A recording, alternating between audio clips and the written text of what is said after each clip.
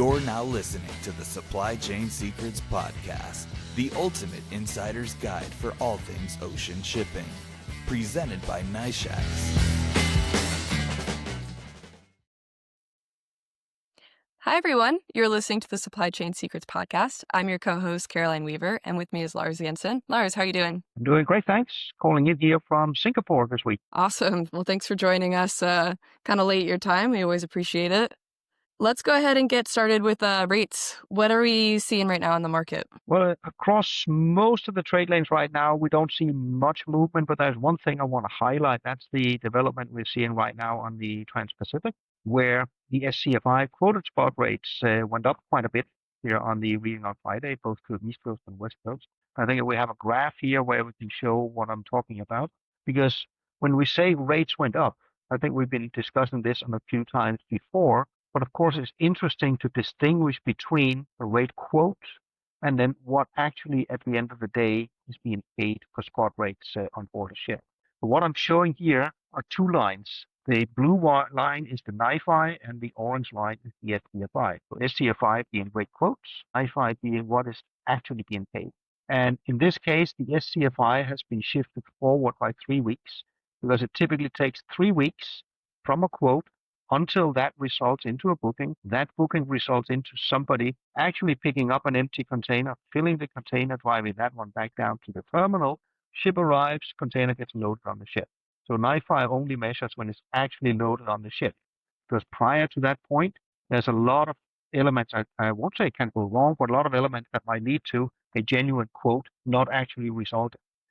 People might not book on the quote, it might be too high, or they might book, but then decide they're not going to fulfill the booking because the rates went down. Or the carrier might decide I'm not going to load the cargo because rates went up a lot more. There's a lot of things that can change between the quote until loaded. What is interesting to see here, obviously the two are usually quite well correlated, but we can then see at times the market becomes overly exuberant. Let's take a look at the huge spike. We discussed it back in summer as well, where we could see a sudden spike. This was when there was a pause on the US-China tariffs for the first time that led to this rapid spike. But we can see how the SCFI went all the way up, in this case, to more than $5,500. But 3 weeks later, the corresponding spike in the NiFi that measures what actually gets loaded is more than $1,000 lower. So what that shows at that point in time was, yes, it was correct. The market absolutely did tighten, but it did not tighten quite as much as what was indicated by the quotes initially. Then fast forward here to, it was basically the SCFI when we got into September that started increasing. Here's again shifted 3 weeks, so the spike shows up in the beginning of October. But we could see in the blue NiFi that the increase we saw in SCFI was widely reported as now there are significant increases in the spot rates, actually turned out not to be the case. Yes, there were increases in the genuine quotes, but at the end of the day, that did not lead to an increase de facto in the spot rates of cargo actually being moved. So it was a sentiment-driven spike in the quotes at the time. So when we're looking at the increase we saw just now, that's the end point of the orange line. Of course, we cannot see that in the NiFi this week because, again, there's a 3-week lag time. So the quotes that we just now saw increasing, the open question is this going to also result in an increase in the actual paid spot rates 3 weeks from now? If we look at the carrier's attempts at getting the rates up in early September, that definitely failed. And given the negative impact still lingering on the U.S. markets from the trade war, I would be somewhat doubtful whether this new increase in quoted rates actually leads to an increase in the paid rates. We'll of course know that for sure when we have the data 3 weeks from now. But if we look at the development early September, I think everybody that monitors all the different rate indices out there should be very mindful that there is this difference between the sentiment in the market when a quote is made and what then subsequently actually happens, where the sentiment-driven spike in September here can certainly be seen not to really have impacted the underlying market. Yeah, it'll be interesting to see how it plays out. I think in last week's episode, we were talking about carriers trying to implement a GRI and a pretty steep one at that. So we'll have some interesting data points to look at in the coming weeks as that either materializes or doesn't. Exactly. And the one thing also to maybe clarify here, when we say it's sentiment-driven, it doesn't necessarily or it doesn't only mean carriers trying to talk the market up. It can also very legitimately be, I mean, let's use the massive spike over summer as an example. When the quoted rates first made this moonshot that they did, it was on the backdrop of a market that was genuinely phenomenally under pressure because you had a lot of cargo that was ready to go in China. But what then happened in a very short time span was, as the carriers brought in more capacity, the US importers changed their minds in terms of front loading. So the actual underlying market fundamentals changed so rapidly. So I would not say that the only reason for the spike was carriers trying to drive up prices just for the sake of driving up prices. The underlying fundamentals were somewhat with them, but changed rapidly. Yeah, there's definitely a lot of variables that go into Yes. how the price ends up working out. So it's a good thing to keep in mind. Are there any other patterns or call outs maybe for what we're seeing in terms of the rate level? Another thing, I mean, this graph we're showing here is just to the U.S. West Coast from China, and the NiFi part only goes to 25. The full data series of the spot rates goes all the way back to 2023 for the NiFi index. And when I look at the overall Asia-US West Coast, and Asia-US East Coast, as well as the subcomponents, rates are actually at their lowest levels over these 2 years that the NiFi has existed. I would be somewhat hesitant to say historically low levels because the data series only goes back 2 years. But the important element here is that means we are at spot rate level territories that are now lower than where we were before the Red Sea crisis, which also goes to show the weakness right now that we see in the Pacific market.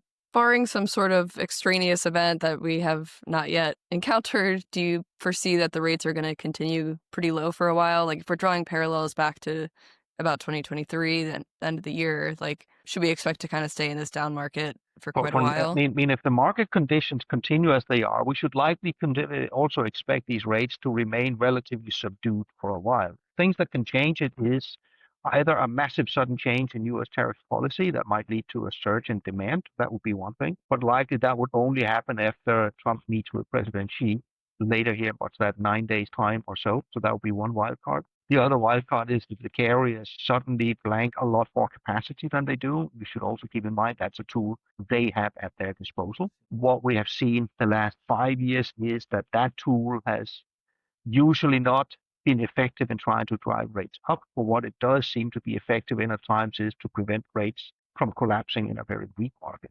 So that might also be a tool in use. But the only other thing that could drive rates up is time, because as time goes by, we are then approaching the usual ramp up towards Chinese New Year peak season. Yeah. All right. Thank you for sharing your thoughts there. Any other notes to add about the rates right now? No, again, for most of the trades, they seem to be relatively benign. Asia, Europe increasing just a little bit, nothing really massive to report on there. There was a spike also in the SCFI rate from Asia to South America, but just as the comment on Pacific, the open question right now is whether that is going to also be reflected in the actual cargo or whether it is a quote-driven spike that does not necessarily end up being reality. All right. Awesome. Thank you for that. So let's shift gears a little bit and talk about some news that we spoke about last week, and then there's been some updates. So the IMO had their meeting. What was the outcome of it, and what should we expect from it? I mean, let's be clear, before the meeting, basically all observers, myself included, had as a baseline that this would be voted through. It would be contentious, especially with the US pressure, but it would be voted through. That did not happen. It also wasn't turned down. It was put in a condition of being a zombie proposal, for want of a better word. It's been kicked off to the side and say, let's look at it again a year down the line. There's multiple ways to look at it. You can either have the optimistic part and say, fine, on a timeline of decarbonization out to 2050, what does 1 year more or less actually matter? You can argue that may not matter all that much. On the other hand, why did this one not go through? It would appear that a lot of this comes down just as much to geopolitics as it does to an environmental discussion. Some of the underlying vibes that are clear here, also from some of the threats made by the US prior to this, basically points in the direction that it's overall geopolitics for the US. It's a US that, by the way, is not really fond of the multilateral system. That's not a surprise either. And on that backdrop, it's a reasonable question to ask, well, if we push it a year, will anything have changed a year from now? And to the extent it's geopolitics, it's hard to see what would have changed a year down. At least from what we have seen so far, the likelihood of this one being revived a year from now might not necessarily be all that good. What is more likely to then begin happen is to see more national and regional environmental legislation come in. I mean, we already know the EU have been first movers on this. We had the ETS from 2024, then we had Fuel EU come in here in 2025, which are all de facto various forms of taxation on emissions from shipping. And we might then expect the countries that were in favor of the net zero framework to maybe lose a little bit of patience and say, fine, then we're going to move on our own. We cannot wait for this, which on one hand means you're going to get more environmental push. You're not going to get as much as from the net zero framework. The challenge with that one is twofold. First of all, the more countries or country blocks, I mean, the EU is a country bloc, the more countries or country blocks that introduce their own legislation, the more difficult it will then be in the future to find one common global way of doing it, because that requires a lot of countries to suddenly back off what they have done. So that is problematic. The other problematic issue with this patchwork approach is it very likely creates more loopholes rather than less loopholes in terms of circumventing some of them. I mean, we already know, for example, from the ETS, the obvious loophole being having as many port calls as possible just outside the EU before going to and from the EU. We don't know how other countries might necessarily do this, but that might realistically be the way or the path the world is moving down. We should also keep in mind that back in 2023, that is basically when IMO settled on the idea that shipping should decarbonize. They actually don't say at 2050, they say on or about 2050, so there's a bit of flexibility in that. And that was later then followed up with these targets for reductions in 2030, 40, and 50. The net zero framework was intended to provide a push towards achieving the 2030 targets. At the very best, everything in the net zero framework is now moved a year. That means the first taxation payments, for want of a better word, will start to take effect in 2029. And the first target is in 2030. I find it very difficult to see how this 2030 target can be reached. Of course, this goes for all of shipping. If we look at the major cargo shipping sectors, then container shipping is clearly the sector that has been the most progressive, with massive amounts of orders of lower emitting ships. Tanker and bulker, not so much. So when I say that we're not going to meet the 2030 targets, that's when I look at shipping overall. I would also be surprised if container shipping overall, including every single shipping line in the world, reaches it. There will certainly be some individual companies that will reach it. But from an overall industry perspective, that's another discussion that's looming at some point in the future at IMO as well, adjusting those targets, because the 2030 targets are unlikely to be met at an industry-wide scale, especially with the net zero framework now being in a state of a zombie. Yeah, that's what I was going to ask. So if they have these targets, 2030, 2040, 2050, what even happens if they don't meet the targets that they've established? Is it just a matter of moving it back officially? Yeah, exactly. Right now, there are not really any repercussions to doing so. And the challenge then is, I mean, that already happens now, because when you're moving the net zero framework a year, that means you are going to have to reopen all the details, because one practical matter is you're going to need to change the dates. And the moment you start opening such a massive agreement, you will likely have all sorts of negotiations and discussions on underlying parameters in it as well. So I would expect a bumpy ride here over the next 12 months. Yeah, it's probably a bit of a frustrating experience for those that have kind of put it together in the first Oh, place. yes. But I think what you mentioned about, countries might start to take matters into their own hands is kind of interesting, because if you start to make these investments in infrastructure and massive changes, it takes time, right? So Yeah, I would almost imagine that you don't see a lot of countries taking matters into their own hands because of how complicated it could end up being, trying to match it later on. Yes and no, because when it comes to this, for a number of countries, this quickly turns into be politics more than anything else. And in that sense, it's easier for countries just to say, well, we're going to tax X, Y, and Z, just like the EU did with the ETS, for example. Where I think this is going to have more tangible short-term effects would be on the investment into the facilities that are intended to produce the green fuel. Because the shipping lines have clearly not, at least the container shipping lines, again, let's not roll in the tankers and bulkers here. The container shipping lines have not been shy in the past few years of ordering a sizable proportion of their vessels being dual fuel, which means they can run on LNG and, at least with some modifications, likely be transitioned also to more green fuels in the future. But the Achilles heel here is not the shipping line's willingness to invest in these new ships. The Achilles heel is the ramp up and the pipeline for building enough facilities to produce enough green fuel. These are massive industrial scale units that takes years to build, very, very expensive. And on the basis of the postponement or the zombification of the net zero framework, my expectation would be that a lot of the investors that were sitting on the sidelines waiting to invest billions into these facilities are taking one look at this and say, well, we're not going to invest an enormous amount into producing green fuels when right now it's in significant doubt how rapidly the demand for those green fuels are actually going to pick up. Yeah, that's a good point. And something else I was wondering about was, in general, like vessel capacity. With this framework, was it anticipated that we would have to retire some of the older vessels that were producing more emissions or that wouldn't have met the guidelines? And that's changing now, or maybe just No, I wouldn't postponing? necessarily see it that way. I rather see it the other way around. I mean, all the vessels that are poised to be scrapped anyway, they are old vessels that are relatively high emitting per TEU compared to newer vessels. We have an overhang of ships that are going to be scrapped anyhow when the market normalizes. But what this, of course, does is when you are not penalizing the use of fossil fuels, that means that at least some of the older vessels might get their lifespan just prolonged by, say, a year or two, because vessels that under the NCF would be completely unviable to run, say, in 28, might still be able to run in 28 or 29 without too much penalty, provided the market from a supply-demand perspective is not so weak that these vessels are going to get scrapped anyhow. Yeah. All right. Awesome. Any final thoughts there? Should we move on to the Red Sea crisis and updates there? Let's move from one crisis to another. Okay. Happy news all day. Oh, yes. So what's the latest here? We all are probably aware of the ceasefire. What's happening in terms of ocean shipping? Yeah. I mean, in terms of the ceasefire, the good news, of course, is that there's a ceasefire.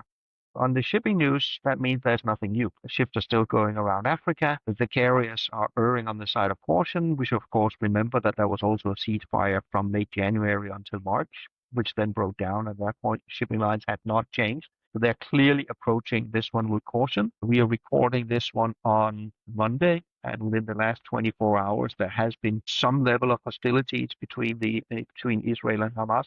Whether that will then die down again, we don't know, but it definitely shows that the ceasefire is fragile at the moment. So with the current status on the ground from that alone, there would not be any shipping lines that would contemplate shifting back to a Suez route right now compared to what we're already seeing.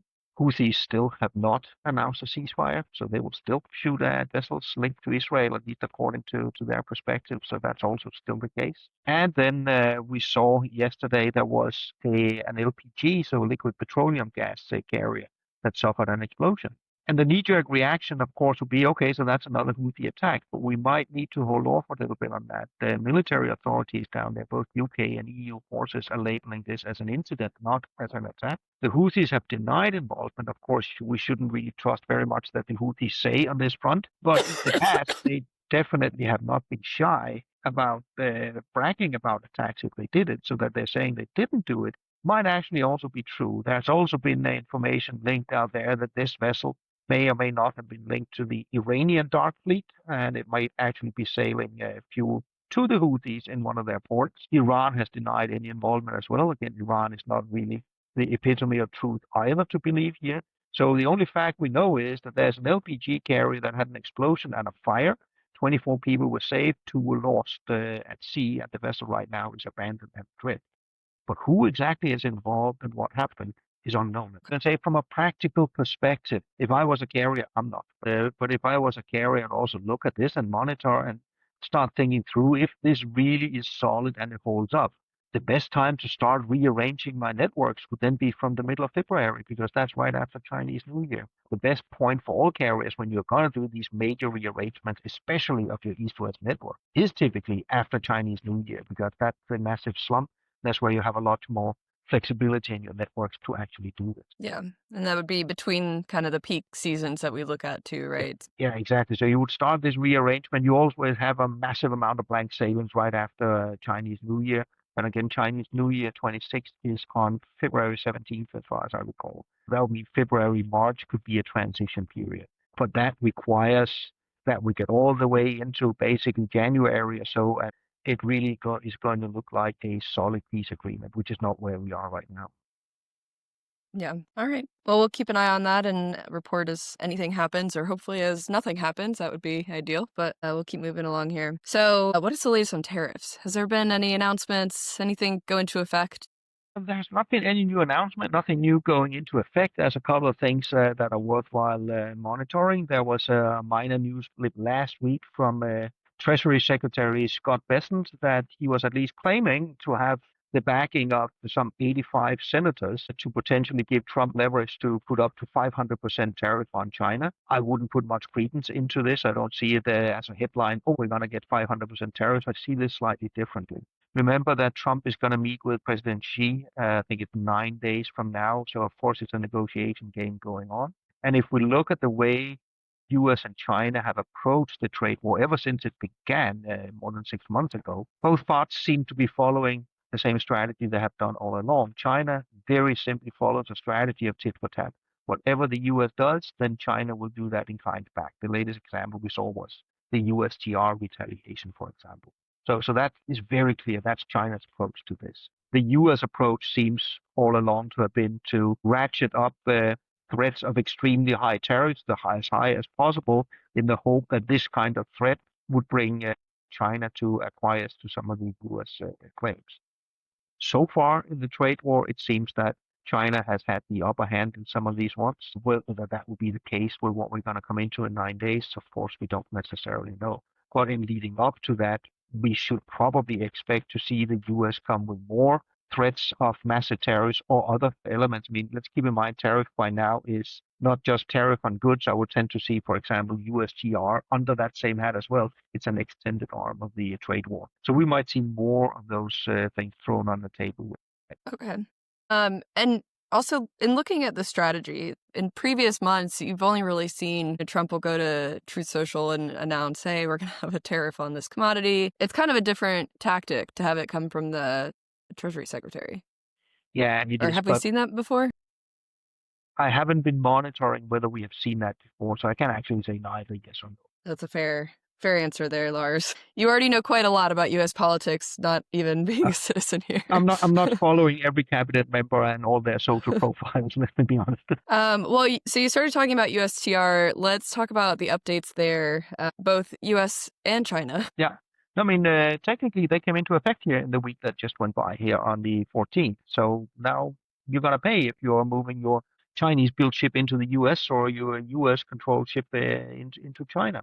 Now, of course, for the USTR on the U.S. side, that has been prepared for months by the carriers. So the number of Chinese-built ships coming in are very limited. Of course, COSCO, WCO are still being significantly impacted. Over on the Chinese side, let's call it the China USTR, for want of a better word, the carriers have not really had much time to prepare because this one was sprung by the Chinese almost at the last moment.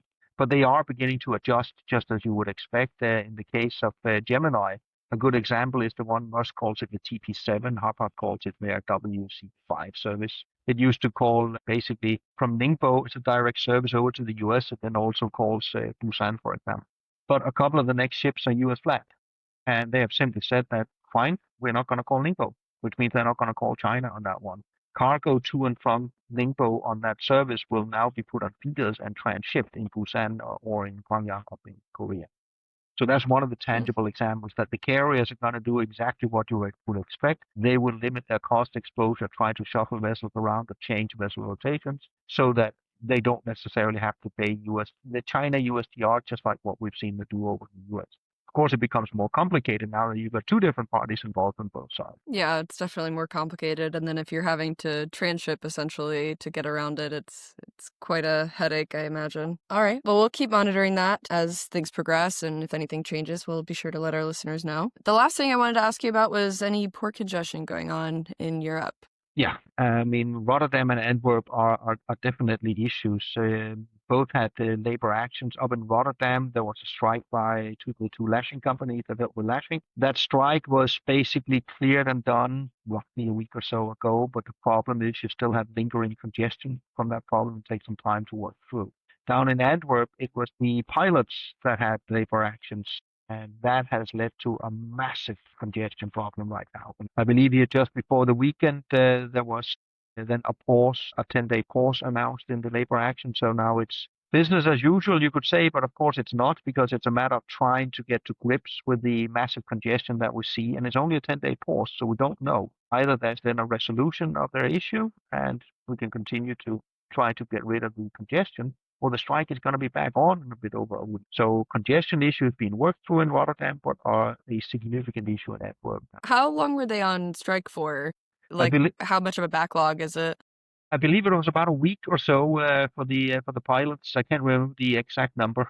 They were not fully on strike, but they were working a lot less than what they usually did. Okay. And just in case some of our listeners do not know, can you explain what a lashing company is? I mean, you can say the word is, I was about to say centuries old. Think of a good old wooden ship with cargo crates and boxes on the deck. You would have somebody put a net and rope and lash it down, tie it down. You do the same thing with modern container ships, except you're not using ropes, you're using giant steel rods and the like to put it down. But still the same principle. Lashing is securing your cargo to the deck of the ship. Okay. All right. A little history lesson for everyone as well. All right. Anything else you want to talk about? Where are you venturing to next? You're in Singapore right now. What's the upcoming travel plans for you? I'm venturing all over the place. I'm gonna go to the US and Canada for a couple of excellent conferences there, but then I'm looking very much forward to, before I finally make it back home to Copenhagen, to make a stopover in London on November 6th, where NYSEX have their Faithful Futures event they put on there. That's going to be really exciting. One of the reasons I think it's going to be extremely exciting is I get to talk on stage with potentially one of the most interesting men right now that can put information also about what's going to happen, not just in shipping, but geopolitically, because NYSEX have managed to get Sir Richard Dillop in as one of the speakers. For those who have no idea about that name, he used to be the head of the British intelligence service, MI6. So if anybody knows what goes on under the hood in a lot of the geopolitical instability, what are driving this instability, where might it go, he would be the guy. So for that event, I mean, first I get to talk to him about the geopolitical problems, and then I will look at, okay, if these are the issues, what does that then mean for container shipping? How should we approach some of these issues? So for anybody in or around London or with the ability to come to London, I would suggest reach out to the NYSEX team and let it be known you want to join. Yes, you can also look on LinkedIn. I know there's a lot of invites there and links so you can sign up if you haven't already, but it's definitely going to be a really cool event. I'm a little jealous that I can't make it, but Lars, I know that you're going to have an awesome conversation with Sir Richard and really get down to some interesting details on things and have a good perspective going into next year of what we can maybe expect. All right. Well, I think that's our episode for today. Thank you, everyone, for tuning in. If you haven't already subscribed, be sure to subscribe on Spotify, Apple Music, YouTube, wherever you listen to the podcast. And we'll be back next week with some more news. Hope you all have a great week. Thanks for listening to Supply Chain Secrets Podcast, presented by NYSEX. Be sure to subscribe on your favorite podcast app. Want to be a part of the show? Register to attend a live recording at the link below.